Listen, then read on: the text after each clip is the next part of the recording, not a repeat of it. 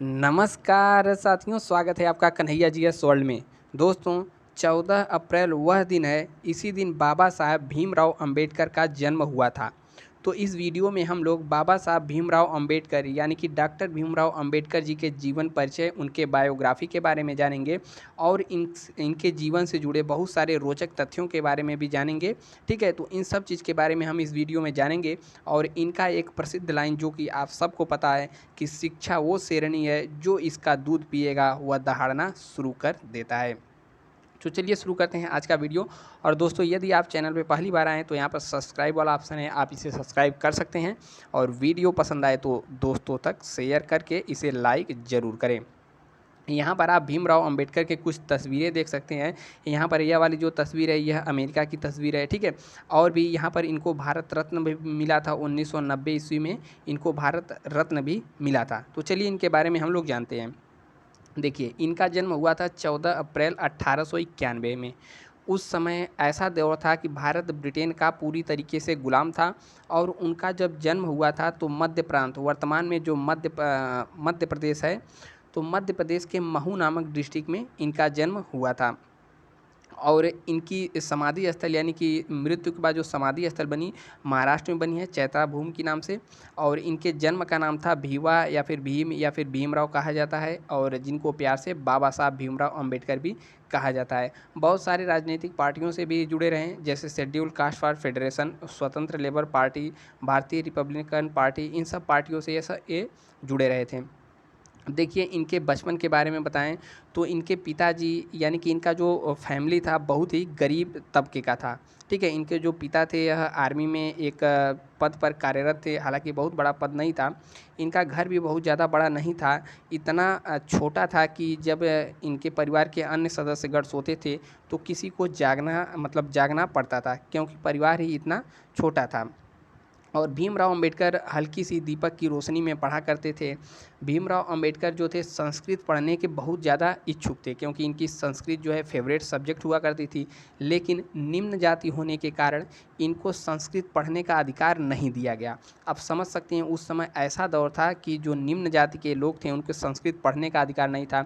School में भी जा कर के अन्य लोगों के साथ बैठने का अधिकार नहीं था, ठीक है। स्कूल में जो पानी लगता है, हैंडपंप लगता है, तो उनको पानी भी नहीं पीने दिया जाता था।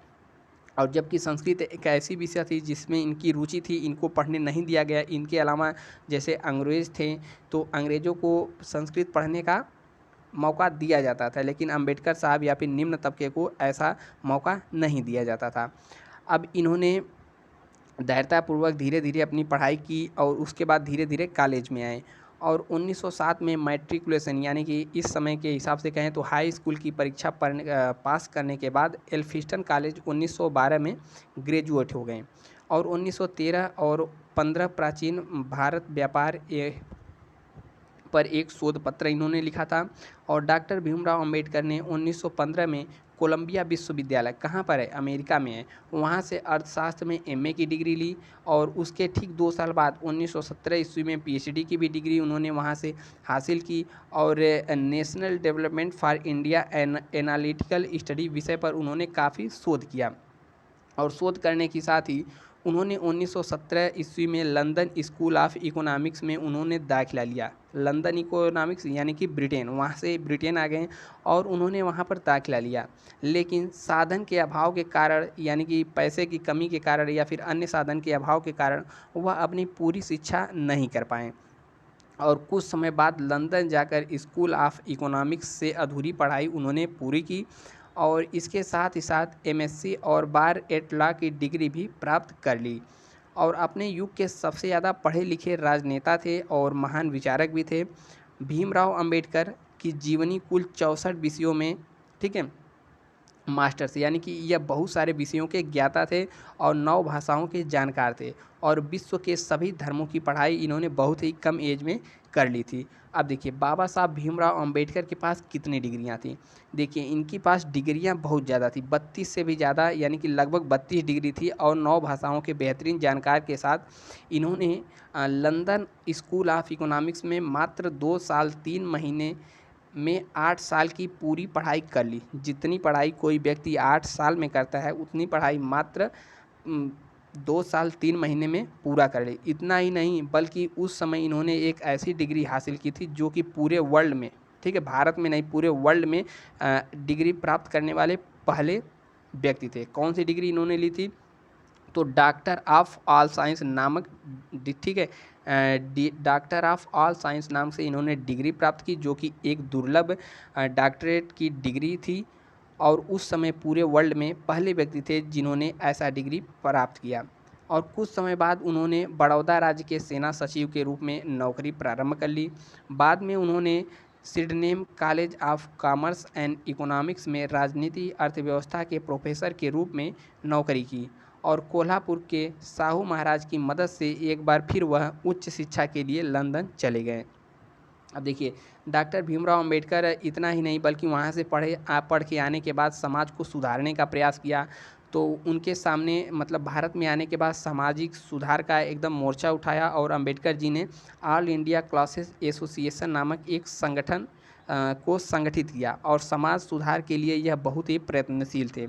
ब्राह्मणों द्वारा छुआछूत के प्रथा को मानने के खिलाफ थे और उस समय मंदिरों में प्रवेश न मिलने के खिलाफ थे। दलितों से जो भेदभाव होता था उसके खिलाफ और शिक्षकों द्वारा जो भेदभाव सामाजिक सुधार करने का प्रयत्न किया गया, परंतु विदेशी शासन काल के होने के कारण ज़्यादा सफल नहीं हो पाया।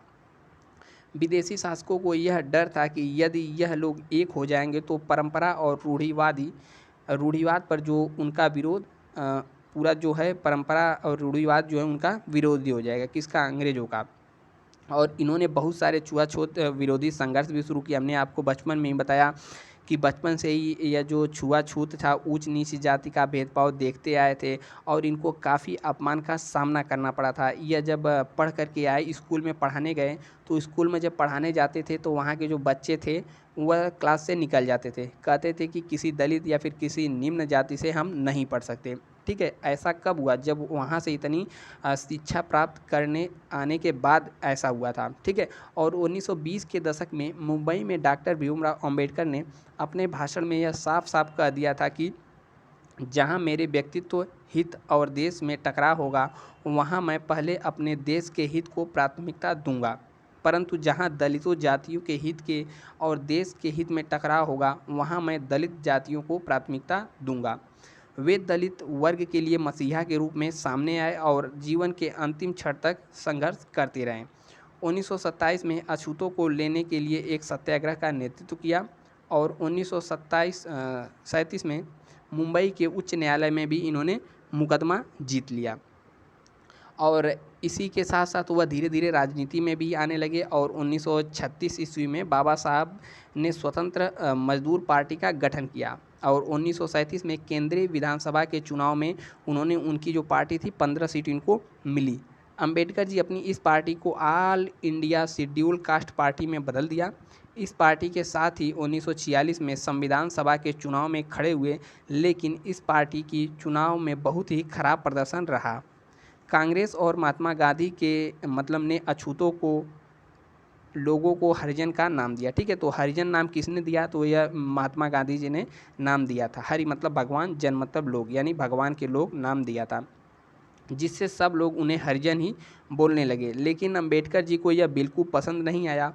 उन्होंने इस बात का विरोध किया था। उनका कहना था अछूत लोग भी हमारे समाज का एक हिस्सा हैं, वे बाकी लोगों की तरह आम व्यक्ति हैं। ठीक है, अंबेडकर जी की रक्षा सलाहकार कमेटी ने यह रखा हुआ वायसराय एग्जीक्यूटिव परिषद उन्हें लेबर मंत्री बना दिया गया और भारत को आज़ाद होने के बाद वह भारत के पहले लॉ मिनिस्टर यानी कि कानून मंत्री भी बने थे।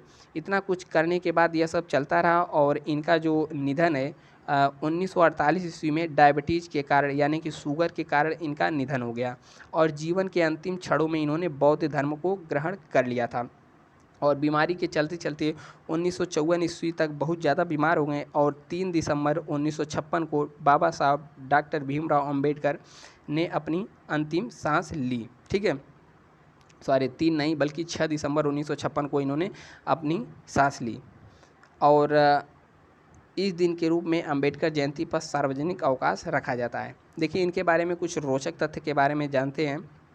जैसे भारत के झंडे पर अशोक चक्र लगाने वाले डॉक्टर बाबा साहब अंबेडकर ही थे। डॉक्टर भीमराव अंबेडकर ने लगभग 9 भाषाओं को इनके पास 9 भाषाओं का बहुत ही बेहतरीन ज्ञान था। भीमराव अंबेडकर ने 21 साल की उम्र तक लगभग सभी धर्मों की पढ़ाई कर ली थी। डॉक्टर भीमराव अंबेडकर ऐसे पहले इंसान थे जिन्होंने अर्थशास्त्र में पीएचडी विदेश जाकर की थी। भीमराव अंबेडकर के पास लगभग 32 डिग्रियां थीं। बाबा साहेब आज़ाद भारत के पहले कानून मंत्री यानी कि लॉ मिनिस्टर बनाए गए थे। बाबा साहब ने 2 बार लोकसभा चुनाव लड़े, लेकिन दोनों बार हार गए थे। डॉक्टर भीमराव अंबेडकर हिंदू के महार जाति से संबंधित थे और जिन्हें मतलब उस समय अछूत माना जाता था। भीमराव अंबेडकर ने कश्मीर में लगी धारा 370 के खिलाफ थे। और इसके अलावा भीमराव अंबेडकर ने बहुत सारी पुस्तकों को लिखा जो कि अक्सर एग्जाम में पूछता रहता है, जैसे भारत का राष्ट्रीय अंश नामक पुस्तक, भारत में जातियाँ और उसका मशीनीकरण, भारत में लघु और कृषि और उसके उपचार, मूक नायक जो कि बहुत ही महत्वपूर्ण कई बार परीक्षाओं में पूछा है, मूक नायक नामक पुस्तक भी लिखा। ब्रिटिश भारत में साम्राज्यवादी वित्त का विकेंद्रीकरण, रुपये की समस्या उद्भव और समाधान, बहिष्कृत भारत, जनता और इसके अलावा जाति विच्छेद, ठीक है, यह सब पुस्तकों को लिखा था, ठीक है। और इसके अलावा देखिए बहुत सारी पुस्तकें हैं, जैसे जाति विच्छेद हो गया, संघ बनाम स्वतंत्रता, पाकिस्तान पर विचार, श्री गांधी एवं अछूतों की विमुक्ति, रानडे गांधी और जिन्ना, शूद्र कौन और कैसे, भगवान बुद्ध और बौद्ध धर्म, महाराष्ट्र भाषाई प्रांत, ठीक है। तो हमने पहले भी बताया था कि इन्होंने अपने जीवन के आखिरी क्षण में बौद्ध धर्म को ग्रहण कर लिया था, यानी कि बौद्ध धर्म को अपना लिया था। तो यह कुछ जानकारियाँ थी जो कि बाबा साहब अम्बेडकर के बारे में हमने आपको दी। यदि वीडियो पसंद आया तो यहाँ पर लाइक ज़रूर करें और दोस्तों को शेयर करके इनके बारे में सबको ज़रूर बताएं। मिलते हैं नेक्स्ट वीडियो में, तब तक के लिए जय हिंद। वीडियो पसंद आए तो नीचे एक कमेंट करके ज़रूर बताएं।